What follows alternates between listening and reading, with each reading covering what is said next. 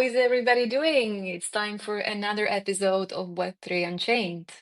I'm so excited to see you here. We're still waiting for two more speakers, but maybe they will join as we speak. So I think we will no longer extend the wait because we have an amazing lineup and a super interesting topic of today, how to build a Web3 tribe. My name is Bozena. I'm your host for today. I'm founder of Game Me, who is a co-host for today, a gaming platform with 100 million users. We also have Animoca Brands co-hosting the space because they are super active within the ecosystem and also a parent company of Gamey and a supporter of many of you I see on the screen.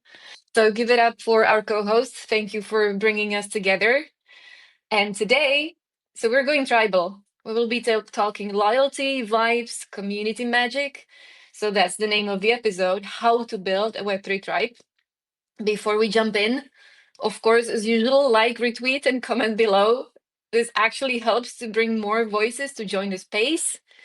And also, comment if you have any opinion, any take on what we will be covering. Leave your comments because we have Mooncard's game watching the space and giving out rewards. Now, no more talk. We go into introductions of the speakers. The lineup is amazing. All of them are great, and with like it would take many hours to actually give them enough space based on their experience. But let's take what we have today, and I will give the word to them for a quick introduction. And after that, I have prepared kind of like three topics, three blocks of topics. I have some questions, but the way I would like to see it is we open the stage, we engage into discussion. Just take turns, speakers. You don't have to wait to be called out, of course. Well, let's see where the discussion takes us. I'm super excited to have you here today. Over to you for rounds of intros. And anyone can start. Let me then start. Not to have a lot of silence. We definitely have a lot of things to discuss. So, first of all, thank you for having me here. It's my second time being on the Web3 Unchained. Honored to be here. I'm Eva. I'm CBDO at Ovi. This is the live streaming infrastructure. Very shortly, imagine Twitch with Restream, with OBS, and with like content editing tool all in one platform. And I'm a kind of business development advisor at several startups. And this is very short about me. I see our list of the speakers, so please introduce yourself. So, Bozena, finally can start the three Welcome. blocks. I imagine it might be a long talk. Welcome. Who's next? Gabby, you want to go next? Hi everyone. So I'm having a little bit of problem with the X space. So the volume is very low, but I'll give the intro. My name is Gabi Dizon, co-founder of Yield Guild Games or YGG. Been around in games for over 20 years and NFTs and Web3 gaming for the last 7. Yeah, thanks for having me. I'm having a little bit of audio issue, so I'll try to fix it while I go Okay, along. so Fingers crossed. go. I'll go next. G- GM. What's happening? What's It's happening? X spaces, unfortunately. Oh my God, Elon has troubles and spaces are falling. Rich, do you wanna cover in the meantime? Yeah, I guess that's the Trump effect on the spaces. Hello, everybody. My name is Rich Robinson. I am entrepreneur in residence at Animoca Brands and Kaboom Town. Wow, what a amazing lineup! Ava, beauty goddess, Bojana, one of the most kick-ass lady bosses in the multiverse, and then Mohammed Ezeldine, my man in London at Animoca, and then Gabby. Gabby is a legend in the Web3 gaming space, so I'm pumped to be here. Thanks. Thank you, Rich. That's awesome. You actually introduced everybody with such a vibe. Do we have Mubak? Not yet. Fingers crossed for Mo to come back. So let's go into the topic. No, Gabby's only a listener. Oh my God, what's going on? Well, I hope that my colleagues in the background can help to bring them back because we're opening the first block, and I want to talk a little bit about the illusion of tribe, or maybe reality of the tribe, because we know that all of the Web3 projects, they claim they're building communities, but very few succeed. So I would like to double click on why is it that some projects inspire this sense of belonging, while with others it just stays transactional, and that happens even if the product is strong. Basically, in some cases it works out, in some others it does not. What is the secret sauce? Ava, go ahead. Thanks. Well, I was talking only about gaming projects. Yeah, well, Okay. you can choose. If you want to speak about gaming projects, let's go gaming. I love gaming. Okay, yeah. Let's. We most of us are mostly in gaming. So when it comes in to gaming, I think that literally there is no secret sauce. So if to be a little bit very tough, lots of the games and other gaming projects around that are building, when they are claiming that they build a community, unfortunately, it's not the community. It's not like it's about like 95% of them are really bots, even if they comment something, and 5% are really active people. So they have the community, but we definitely cannot call it an active tribe. And when you come to the secret sauce, what I think is not the number that you have in the community, but the number of the engagement. And this engagement is the secret sauce for retention as well. And we know that one of the biggest issues that we have right now in gaming is not even attracting your community, but is engaging it and its retention. So this is like, in a short way, this is the secret sauce. And why one succeed, another not? Again, this is about the engagement. And what I also noticed, and it can be one of the tips for the secret sauce, this is consistency. So when I look at advising some projects, well, when I look how they build the community, they can have very amazing ideas how to engage, and they succeed in it. But they do that not in the consistent manner. And of course, community and non people, they need to be engaged like on a daily basis, on a weekly basis. They need to want to go to your Discord, Twitter, I don't know, Spaces, any other like platforms where you can engage and when you can at least talk with them. And they need to have an opportunity to talk, to ask, to get an answer, to do some actions, whatever. So they need to be engaged, like to feel that this is their community on a daily basis. So the consistency is also like comes to all that engagement, and of course with the further retention as well. So you have a very pragmatic, realistic take on the tribe effect, Yeah. but maybe there are some speakers who have seen otherwise, right? Would somebody maybe disagree, or has seen some other effects where people actually build and they advocate for the project, they feel the sense of belonging? How did this happen? Gabby, go ahead. I'm sure you have a lot of experience with that. Yeah, I fixed my audio issues. So so that's great. So we are proudly been around for around 5 years now, and proud to say that we still have a strong community up to this time. I think a big part of this was that we never really focused the YDG community on price rather than we focus it on action or activities that we can do together. Of course, people in our community still want to make money. I think every person in Web3 in some way or another is there because they want to earn from doing things. But we emphasize a little more of the activities that people can do together, not a certain token price or not an NFT floor price. And that means that people are doing things together, they're congregating, they're like real social communities because they want to be part of this community. And that's always been the strength of YGG.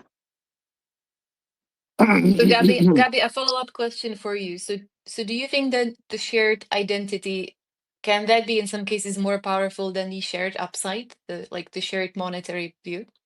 Yeah, especially when times aren't great, right? Like that shared Right. identity is actually what gets people through crisis, bear markets when times are hard.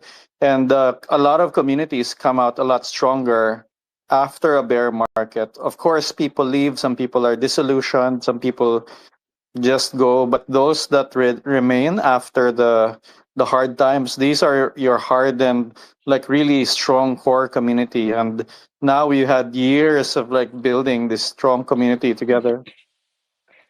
Nice question to Gabby. Go Yep. ahead. Go ahead. As we're talking about building the community, so I, well, I look after your community not for 1 year, I think like for 2 or 3 years already. So when in hard times that you mentioned before, what did you do to engage with your community and so to leave all these people around you? Well, I guess we keep people busy. We're very realistic with people. When there's not a lot of money to go around, you don't promise them that. We still hold our events both online and offline, and that I think goes a really long way. We do a lot of work to upskill people's basically skills to help them earn, and yeah, we give people just opportunities that we can get, and it's been very consistent through like good times or bad. That's how we've always treated our communities. Yeah, that's awesome. Hey, I have a can I jump in go, go, here? go, go. So I Yeah. love what Gabby talked about when the times aren't good. You know, I'm in America right now, visiting. I'm originally from the States. I live in Bali, Indonesia, but I'm back in Boston, and Boston's where I'm from, and it's a strong sports town.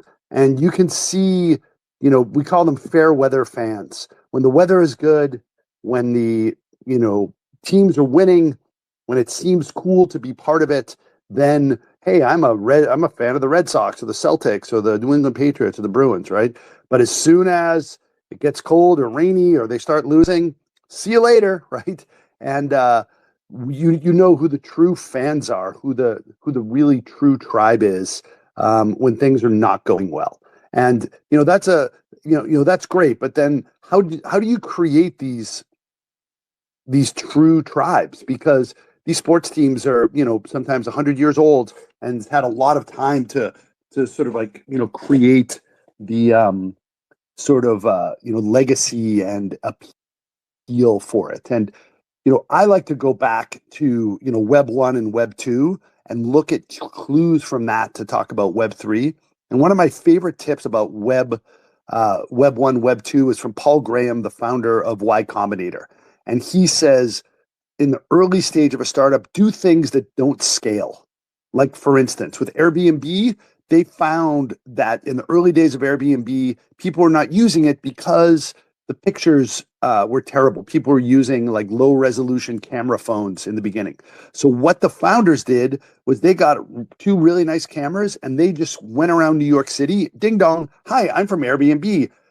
You've been selected to get special photos taken of your apartment. Oh, okay, cool. And then, you know, they manually did it, and then they sent it to people to go and you know, touch them up and put them on the site, and it really increased their uptake. And you know, they attribute that to the success of now, you know, multi tens of billions of dollar company. So what does that mean for, you know, Web3 projects in the early days?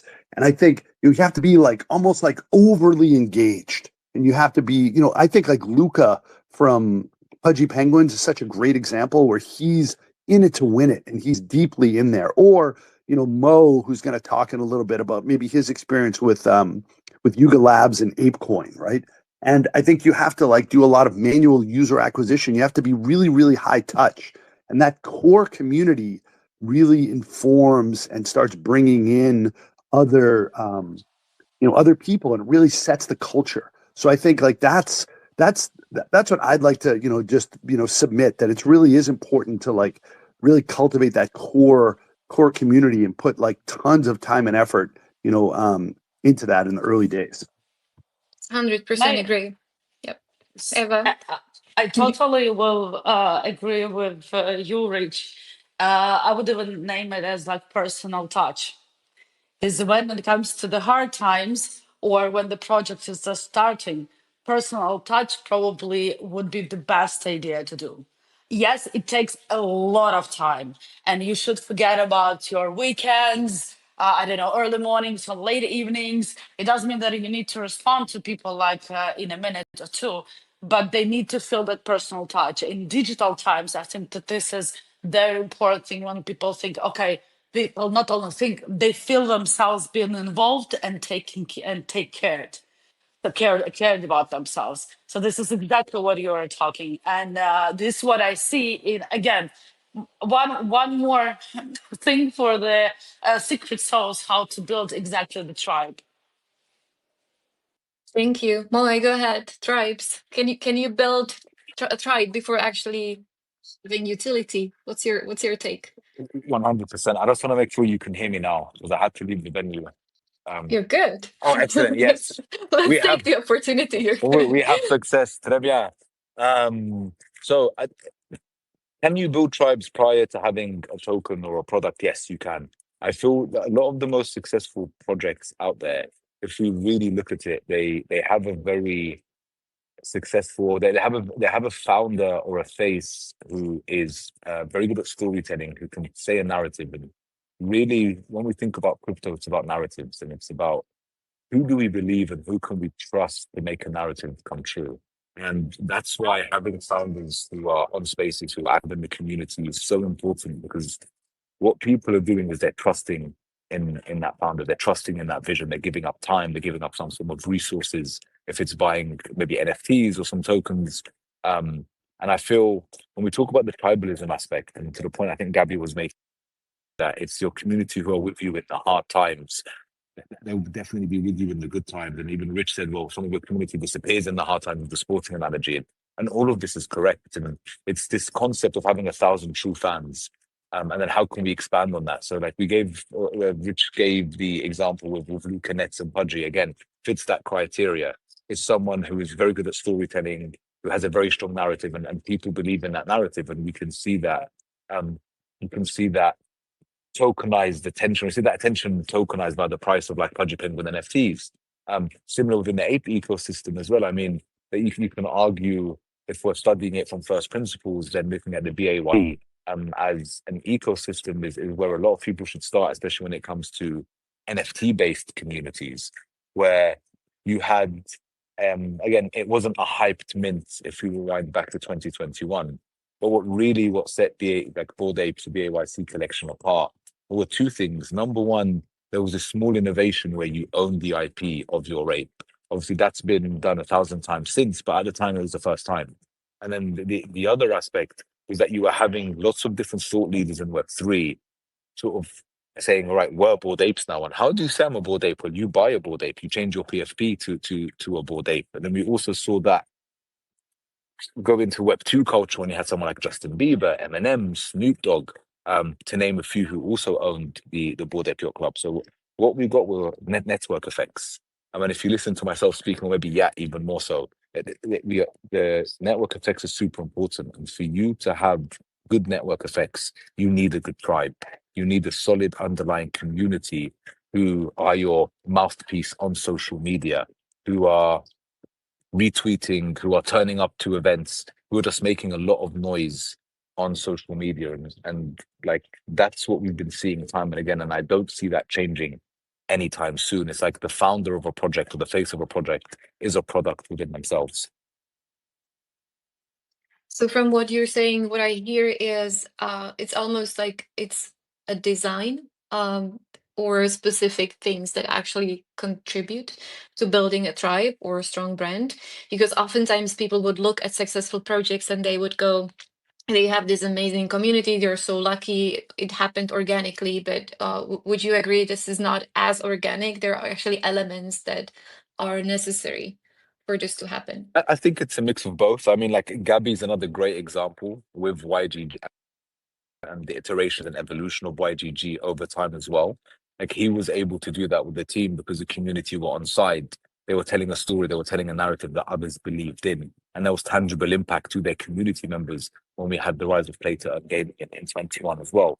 So the proof is in the pudding. I think that the bigger challenge as an industry we're facing is more the retention, is more the sustainability around that aspect. But crucial to it is having an underlying user base. So at least in Web 2, it's their users or consumers, and in Web 3, they're your community and they're your co-builders. Gabby, what do you say? Was it in your case, was it more, you would say, organic or designed for a tribe or Ah, something in between? we definitely put a lot of work on it. I wouldn't say that. I mean, to uh, how do you put it? For an organic community to emerge naturally, you have to put a lot of work on it. It doesn't just happen by itself. And yeah, like ever since basically 2018, when I started in the Axie Discord server, starting YGG 2020, doing our events, doing our quarterly community updates, which we still do up to now. Yeah, it's just something we've always put a ton of work towards. Awesome. Awesome. I have a question anybody can pick up if you like. And I was wondering if gaming projects can get any inspiration from meme coins, for example, because oftentimes we see meme coins, like we see tribes forming around meme coins, very vocal, very powerful, very strong advocates. And this is something that seems to be more prominent around memes than is around gaming. So if you agree with that, why is it so? Or if there is any inspiration games can take from that. I think memes are great at just playing the attention game. And there are definitely some founders in games that are good at commanding attention, but I think a lot of founders are good at making a game and are actually quite bad at commanding attention. So if there's one thing that game founders can learn from meme coins, definitely learning to command attention is the most important part. Anyone else on meme coins? It's fine. I have one more question that's actually difficult, or maybe not. Let's see. So I would like to hear from you if you have seen, and you probably have, a community fall apart. Why that happened, and if there are any learnings from that. So imagine there was a tribe, people were super passionate, and then something happened. There's no more tribe. I mean, there's loads of examples. Maybe maybe the D Gods, the D Gods NFT collection and that ecosystem again was led heavily by Frankie D Gods, by what he was doing. And then when did it start to fall apart? Well, it started to fall apart when he didn't put his community first. After building the community, after having D Gods, arguably being one of the blue chips of the last cycle, coming into this cycle, completely fell apart. Why? The narrative changed, the storytelling changed. It became more about how can I make money trading memes, and if you believe what's on the timeline, dumping on his community. So there was a narrative change in the founder, in the storyteller, and the knock-on effect was that community dissipated, or they were no longer coming together for D-Gods. So I think that's one example. There are many other examples of collections that have failed, of even tokens that have failed. It's when we think of digital assets, they're really the glue that brings tribes together. And so for me, it's the bear market was brutal when a number of companies, or a lot of companies, shut down as well. So that their tribes had disaffiliated or disappeared and joined or doubled down their conviction in existing tribes or newer tribes that were coming out. So I have experience actually. I was inviting one of the founders of gaming Web3 gaming companies over to the spaces, and he replied like, "Thanks for the invitation. I'm sorry I cannot make it because right now we have to shut down the game, and if I showed up, there will be a lot of hate in the comments in your spaces, and I don't want to do that." So that actually made me think how difficult that is if a project does not work out, that has a community around, that has to go through this phase, the founder having a really difficult time to go on because it's unforgiving. So if you have any thoughts around that or ideas for Yeah, how to navigate. yeah, I was thinking about the examples of games, and I decided that probably it will not be so appropriate if I will share the names. But I have three examples why communities that they build communities like different projects for a year or even two, so not for several months, not just bots, whatever. And the common, despite of what Mo was also talking before, totally agree with every point. There is also one more reason why communities can just be ruined in minutes. This is about delivering what you are promising. So the common mistake of those free projects was they started building the community before the product was launched, which is possible, but they were not delivering. So people don't want to wait for years for delivery. So when you're promised, for example, you're building your tribe, your community, and when you're promised something, be sure that you will deliver it. You can delay it a little bit, but be sure. You can split all your deliverables, I don't know, for a year and deliver every month or every 2 months. And it doesn't matter what. It can be some awards for your people that they will be able, I don't know, to monetize or to feel, meaning physically feel like in several months. But they need to have it. And if they see that you are not delivering, all those excuses, after all, they're not working. And people like lose literally faith in you, in your project, and they decide to drop off your community. So this is what I was thinking. That was the common mistake of those free games that I was working with, unfortunately. So this is what we definitely need to think before we promise something or putting utility in our NFT, in our tokens, I don't know, even promising some product updates. So we need to remember that every time. It's better sometimes to deliver faster and to make your community happy than to promise and then not do that.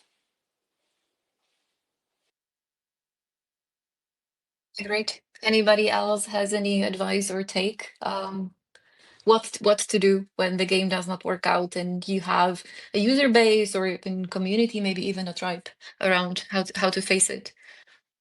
Yeah, so if I could share, the fascinating thing that I think we all have to keep in mind is that before Web3, it was really, really, really difficult to get funding for games. There were very few investment firms that invested in games, just because it's probably the most complex consumer app that there is. And now, the strength of Web3 is that it's a tokenized version of the internet, but the weakness of Web3 is that it's the tokenized version of the internet, right? Your strengths are right next to your weaknesses. So I think um, a lot of funding and a lot of interest around Web3 games, just because of the ability to be able to get early liquidity. And the fact is, most startups don't work, but even higher percentage of games just don't work either. And it's probably it's probably not possible to necessarily salvage a community if the game's not working. I think that's like the sort of fundamental social compact, that you actually have to make something that people want and that people want to play and they want to engage with, right? So I think it's really important to really not lose sight that the most important thing is really making something that people want, not just getting, you know, I think there's lessons to be learned from memes, but there's also things to be avoided from memes as well too. Not everything is perfect, and I think there's a lot of just hype, and then people are like, I'm in the community, I'm in the community, I'm in the community. Up, token down. See you later, community. Now I'm going to another community, right? It all just becomes, very just transactional and self-serving. And I think, let's not lose sight that you really have to make a really, really, really good game. I agree. I agree. I think also it might be difficult for some new founders or even new builders to look up to brands that were mentioned, or even to look up to Gabby, right? Or Luca from Pudgies and see and think about, I'm gonna build a tribe, people as passionate as they had around. Maybe sometimes it's not a tribe, it's a community or emerging community, and sometimes and oftentimes you just start with a user base. You just simply have users using your product. But when I was looking up some numbers on the engagement, it was Miss Sari's research claiming that 4% of Discord members actually engage in any meaningful conversation, and even less than 1% engages in voting or any governance. So out of the lot of people that use products, very few actually engage with the brand or even care about the governance. So are we overusing the community and we're actually designing for a user base, or is the goal of, or the idea of Web3 just too high for majority of users? Eva has opened the space with the with Malika, thinking that there is still a lot of bots and a lot of extraction from the space. So what's the new norm? What's the realistic norm for new founders to think about community, and how does a successful one or healthy one look like? Can I step in again? Yeah, sure. Sorry. Sorry. As I started, I will just continue, but I promise it will be short. So the thing is that what we need to look right now, and here I'm mixing my business experience and as I'm a former marketer, that experience as well. We all need KPIs, yeah? We all like numbers, for sure. But right now, when I'm looking for, I don't know, partnerships or I don't know, clients, whatever, when it comes to the community, what I would definitely look very into will not be the number of the followers, members of Discord or whatever. It will be the how many people are active and how they are active, because you literally can understand that this is the bot or the person sitting and being paid for like putting some like 3 word comment, um just to to fill the number of comments, how they react, what they're doing, and what is very important, whether people are sharing by themselves the information about the project. And sorry, let me put here an example, the Ovi where I'm working right now. What we did, so this is just very simple example. At the moment, we even don't have 3,000 of followers. It's almost 3,000 of followers, for example, on Twitter. And Twitter is the main, our channel right now. And what we noticed for the last, I don't know, 2 months, people are sharing information about the Ovi even by themselves. We even have several people who put threads, huge threads, explaining what we're doing to their communities, and they have a really huge communities. And this is all about getting back to my point about personal touch. And this is the thing that definitely should be more important than just, I don't know, 3,000, 10,000, or even 300,000 of followers that you have. Because, like, of course, our numbers grew enormously, meaning in the percentages of engagement and DMs and so on and so forth. But this is what, for me, is the mark that, yes, we're doing something correctly and building our community, really our tribe. I can name it in that way right now, of people, because they're feeling attached to the product, to the people who are working in the team, because we're talking with them like personally, if it is needed, and that's why they're sharing and they're feeling themselves as in the tribe. So this definitely is the, for me, the main thing that we need to look for. Gabby, you have a new game, right? Lawland. What is the optics that you look at the community of the game? How do you know it's working? So I think one thing that every founder should realize is that your community may not be the same as your users, and your users are also not the same as people that take a look at your token. So these are very different things. We've had a very strong community for a long time. When we created a concept for our new game, Lowland, we created a persona of a casual degen. And the casual degen is not a quote unquote Web3 gamer.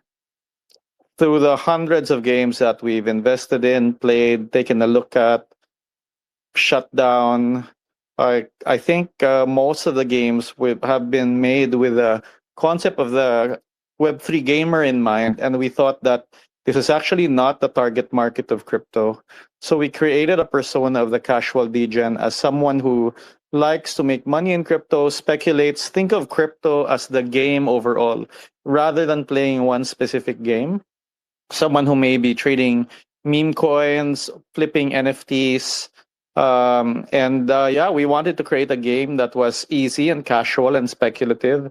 And it turns out that our thesis is correct. And now there's a lot of users in our game. We actually have 100,000 unique users in 2 weeks, but these are not all our community members. Of course, some of them are. the users are not our community. And of course, we hope that a lot of these users we convert to our community members so that our community gets stronger. But it's very important to make that distinction. Thank you, thank you. I really like the casual degen. I took this down as a note.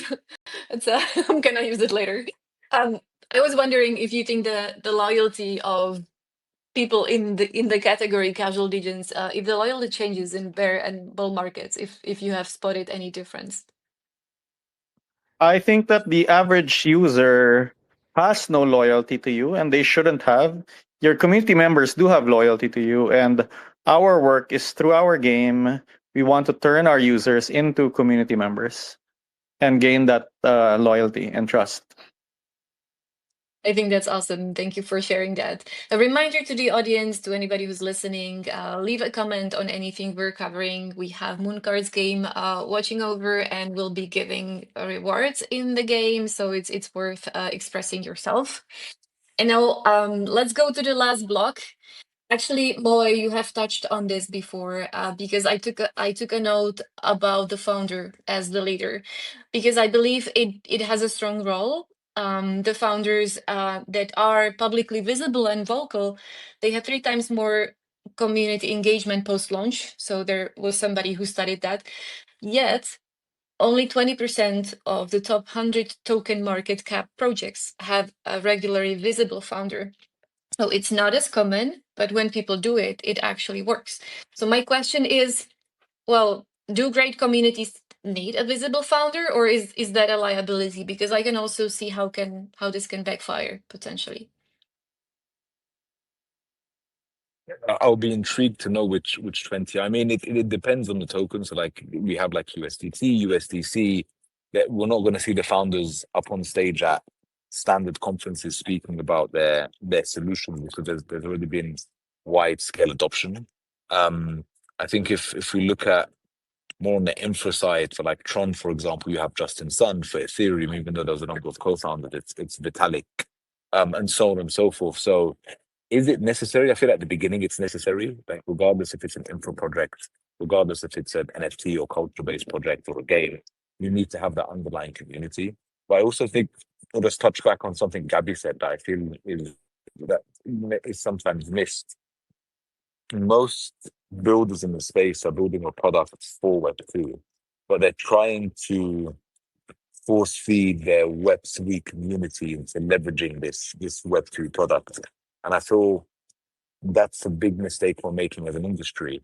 There are exceptions, and I'll come to the exceptions in a minute, but your token is a product within itself and it needs a product suite, which is why we tend to see if tokens who have a community have different things like staking and so on and so forth. And when I say staking, more gamified staking and depending on the ecosystem, we tend to see better retention there.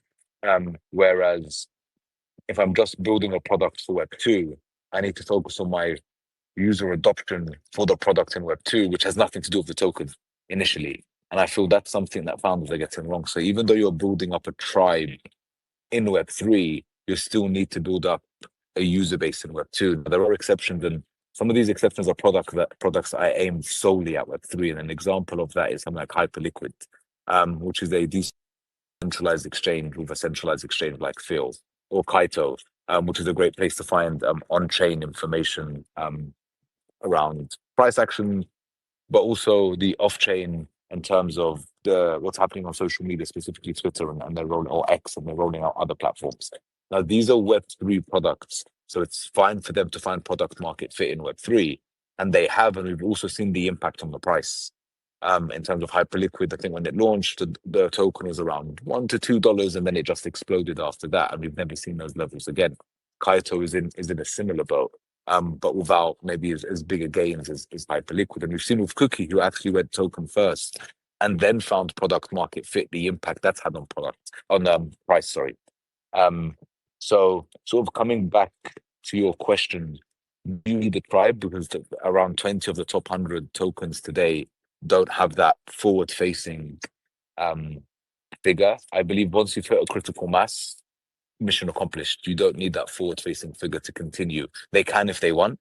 In the same way, Vitalik still shows up and talks at different conferences, still in terms of the 6 steps, moving from proof of work to proof of stake. There is still a mission and a storyline that's there. But in other instances, we've hit a critical mass. We have enough liquidity. We've onboarded the traders, and the traders on the tier 1 exchanges are super important because they keep your tokens liquid, which allows market makers to actually sell tokens from the treasury at a very low slippage and to a very low impact on token price as well, which is important for retail because no one wants to see the token price dipping because the foundation or investors are selling. So I've waffled on, but there's quite a lot in there. I can add here. So, as for me, I think that the personal brand awareness of the founder is very crucial, and totally agree with you, Mo. That is very, very, very, very important from at the very beginning. And I'm mostly taking into account my experience not with tokens, but specifically with gaming projects or any other Web3 project. We do can have lots of the things with if the founder is pretty famous, if he is on the stages, if he's like I don't know, running his or her um, socials again in the consistent manner, like building the voice in the space. But there is the flip side that and that's why all the things should to be taken into account from the very, very beginning. If the project, again, getting back to my previous points about consistency, about sharing what we are promising to other project, if the product is not ready or the product are not delivered in time, if there are some, let's call it, negative things happening in the project, this will very, very, very hardly influence the image of the founder. And we do understand that sometimes you can close your project or you can start a new one. And if you already got that image in the space, and we know how news in Web3 space are spread very quickly, so then it will be difficult for the founder to start new projects or to start all over or even to fundraise. So this, again, getting back to my main point, usually consistency and very, very, very like think it over before you are put in a founder being as your main brand face. But of course, these decisions should be made from the very beginning. Gabby, what's your point of view on a project as like founder-led brand that is public facing, kind of like a tribe leader? Well, as a public founder, I do believe in it. I do think it's a lot harder for a project to succeed without a public founder. It is possible, but it's much, much harder, I would think. Do you think it's easy for a project to survive when the founder decides to disconnect, when the founder steps away, for example, and it was built around the founder brand? How do projects survive this? A lot of projects are basically in zombie mode, just existing, but not really do anything. I think it really depends on how much of the project was built around the founder. Right, right. Yeah, I was also wondering if because of the Web3 spirit of decentralization, right? The communication through a founder, as the founder being the biggest KOL in the marketing, sort of, kind of gives some control or centralized vibes. Have you seen any projects navigate it really well so they have this strong decentralization while having the founder publicly facing, and leading the marketing? Well, I don't know for sure. I don't know how really other projects works, honestly. Anyone else? Sure, sure. Moa, maybe you have seen some good examples, or Rich. Yeah, go ahead, please. Yeah, I think it's fascinating. I mean, if you look at the original project is Bitcoin, and we don't even know who Satoshi is. And you could, really argue that Vitalik, he was the one that, really rallied everybody around him. And, I've met Vitalik before. One-on-one, he's amazing. And I think he's really become a much more comfortable public speaker. But I mean, let's face it, he kind of looks like he belongs in the post office in Men in Black, right? He looks like he's from another planet. And the last thing he wants to do is be the public facing guy. I think he was kind of a very reluctant public facing person. maybe in the same way that Zuckerberg was. Mark Zuckerberg was a really awkward, terrible speaker in the beginning, and even Steve Jobs wasn't that great. And Steve Jobs became an amazing spokesperson. Zuckerberg as well too. Jack Ma in you know Elon Musk. Like, I think there's a lot of really good arguments for having that. Yat for Animoca, you for Gamey. I think if you can do it, you should do it. Of course, it's just any startup, you have to have an unfair advantage. You're in the whatever the metaphor is, you're a gladiator in the arena fighting to the death, or you're somebody like who's been dropped in the middle of like a dangerous jungle, and you just have to use every possible resource you have, every unfair advantage to be able to survive. So if you can do it, you certainly should. But you look at the Yuga Lab guys. I don't know I don't even know what any of those guys look like. Have you even met them, Mo? Do you know those guys? Are any of them public facing from Bored Ape? No, they are public facing. I think they've attended the Ape Fests, or most of them. I think that the big issue when it comes to Yuga was actually the association with ApeCoin, because of maybe a lot of the laws at the time were quite outdated, or the regulation, shall I say. So they wanted to be a disassociation between Yuga and Mm, ApeCoin, which is why they weren't publicly speaking around ApeCoin until mm, recently. But they were always public figures, or they doxed yeah, themselves. I think in the run up to the first Ape Fest, if I recall. yeah, that makes sense. Like they were actually sort of you know um, out there, but they were like sort of anonymous, maybe like Daft Punk. When they were like wearing helmets, and you knew Daft Punk, but you just didn't know what they looked like, right? So maybe I guess whatever it takes, right? I think that's really like you should really be thinking about the community side, because I think that's something that it's really about the culture of your project, and you should be really, I think, guiding and crafting that as much as you can. I think here's another thing that I'd like to just bring up is that like we're like very much in this ridiculously awkward tween phase, right? I mean, if you're 13, you're a teen. If you're 9, you're 10 years old, you're still a kid. But 11, 12, you're in between, so you're a tween, and you just have pimples, or you're just like weird and awkward and whatever. And I think that's where we are. We haven't really figured out how to use tokens very well. We haven't really figured out how to crack the code on community very well. So I think, it's still unfolding in front of us. We know that, of course, the virtual currency, the token, is going to be important. Of course, the community. We see so many examples from all the way back in the 70s with Steve Jobs and Apple, and other figures. It's really, really important to have that kind of figurehead if you can do it. So I think whatever works you should be experimenting. And maybe if you're an introverted founder, then you should be really focusing on like, how can I be a better communicator? How can I get out my inner extrovert? How do I you know engage with the community and then go back and recharge myself somehow, right? I agree. I think it's a lot easier for people to connect to other humans, compared to, connect to projects. We don't really connect to projects as much. We feel good as part of something, but in among other humans, right? And if there is a voice that you could connect to, it, that's great. I cannot not ask. We're in the age of AI. So could AI agents play any role in forming a tribe, in managing community, or even be the voice of the community in the future? What's your take on this? Anyone really? Rich is unmute, so you go.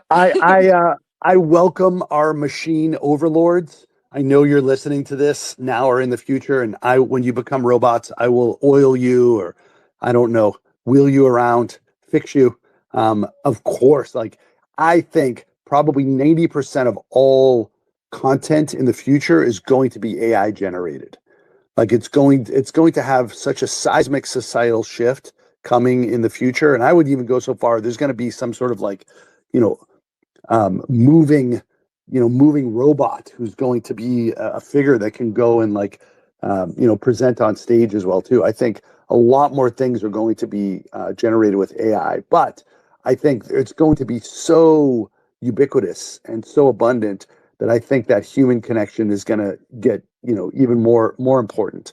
And doing things like Ape Fest, bringing people together, I think is going to be important as well too. You're just not going to be able to, if you don't have some sort of, AI component that's pumping out so much content that's engaged with the users, then you're going to fall behind. But you also have to have the other end of the spectrum with the human touch, like you said.